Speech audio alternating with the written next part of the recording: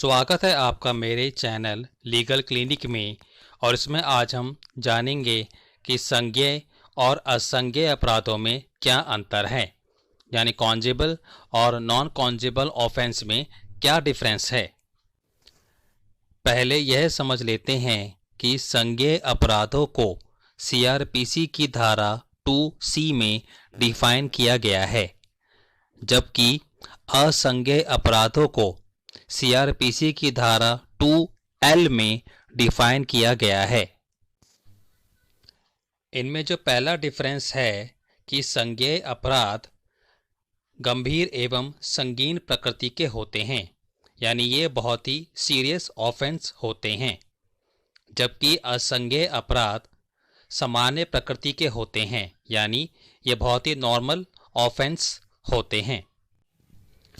इसमें दूसरा अंतर ये है कि संज्ञेय अपराधों में पुलिस बिना वारंट के अपराधी को गिरफ्तार कर सकती है, लेकिन असंज्ञेय मामलों में पुलिस बिना वारंट के अपराधी या अभियुक्त को गिरफ्तार नहीं कर सकती।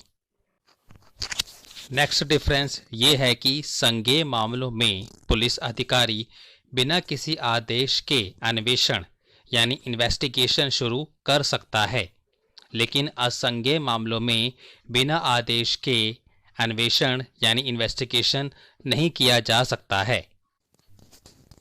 चौथा डिफरेंस यह है कि संज्ञेय मामलों में कार्यवाही करने के लिए परिवाद की आवश्यकता नहीं होती है, यानी इसमें शिकायत की आवश्यकता नहीं है एक्शन लेने के लिए, लेकिन असंज्ञेय मामलों में कार्यवाही का प्रारंभ ही परिवाद से यानी किसी शिकायत से ही शुरू होता है।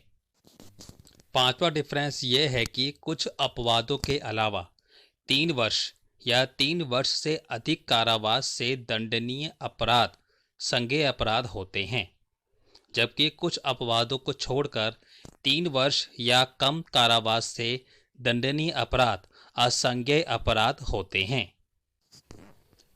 आइए अब ये समझते हैं कि किस तरह के अपराध संज्ञेय अपराध हैं और किस तरह के अपराध असंज्ञेय अपराध हैं।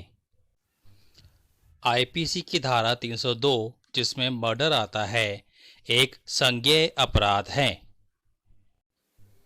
जबकि आईपीसी की धारा 312 जिसमें मिसकैरेज से जुड़ा हुआ ऑफेंस आता है यह एक असंज्ञेय अपराध है।